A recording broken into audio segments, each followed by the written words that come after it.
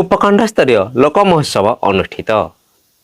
बलांगीर जिला पाटनागढ़ उपखंड स्तरीय लोक महोत्सव अनुष्ठित हो जाए। प्रथमे माँ पाटणेश्वरी मंदिर मुख्य अतिथि उपमुख्यमंत्री कनकवर्धन सिंहदेव मशाल शोभा यात्रा बाहरी फिता काटी माँ पाटणेश्वरी फोटोरे पुष्पमाल्य अर्पण करी उद्घाटन करथिले।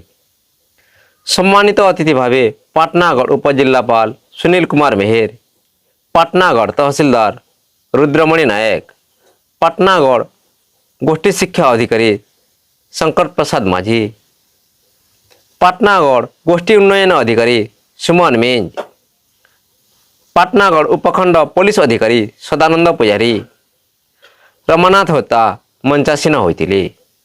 परे पाटनागढ़ उपखंड स्तरीय लोक महोत्सव रे अतिथि माने निज निजर सम्यक वक्तव्य प्रदान करथिले। परे उपखंड स्तर रे बेलपड़ा खपराखोल और पाटनागढ़ ब्लॉक प्रथम द्वितीय और तृतीय स्थान रे हासिल करिथिबा लोकवाद्य लोककला लोकनृत्य कलाकार मानक द्वारा कला प्रदर्शन करथिले।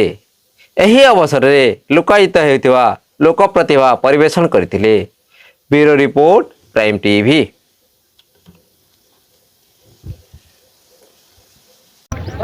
लोकोत्सव उद्घाटन होती प्रति वर्ष हुए ए वर्ष भी ताकू आरंभ कर गत वर्ष पाटनागढ़ लोकोत्सव पुरस्कृत होता जिला स्तरीय एवं आगामी दिन में अनुरोध करी गोटे परमानेंट मंच करा जाऊ जो खाली लोकोत्सव सेठा जगाटा जदि चिन्हट करी प्रशासन देवे तो सीटी गोटे सब वर्ष खाली लोकोत्सव हेब अन्य कौन कार्यक्रम करा से प्रकार व्यवस्था करने एवं सरकारी अनुदान पाई जो अनुरोध रखा जाकू भी करवा व्यवस्था प्रथम जोटा चली सेटा हो ताकू विस्तार करने कहीं फिर प्रत्येक सब डिविजन प्रत्येक ब्लॉक स्तरीय भी लोकोत्सव होती मिसई करी गोटे